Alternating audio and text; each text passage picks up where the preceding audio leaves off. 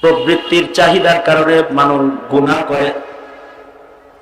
আল্লাহর রাসূল সাল্লাল্লাহু আলাইহি ওয়াসাল্লাম সাহাবীকে ছোট করে নসিহত করেছেন, লা তাগযাব, রাগ করো না। তার মানে নবীজি সাহাবীকে অর্ধেক গুনাহ থেকে, অপরাধ থেকে বাঁচার কৌশল নবীজি শিখায় দিয়েছেন। নবীজির এই একটা নসিহা আমল করলে অর্ধেক অন্যায় অপরাধ থেকে মানুষ বেঁচে যাবে। লা তাগযাব, রাগ করেন না।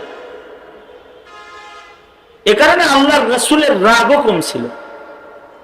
নবী আলাইহিস সালাতু ওয়াস সালামের তাহাম্মুল সর্বোচ্চ। আমাদের মুরব্বীরা বলে, রেগে গেলেন হেরে গেলেন, রেগে গেলেন হেরে গেলেন, আর ধৈর্য ধরলেন তো জিতে গেলেন। এ কারণে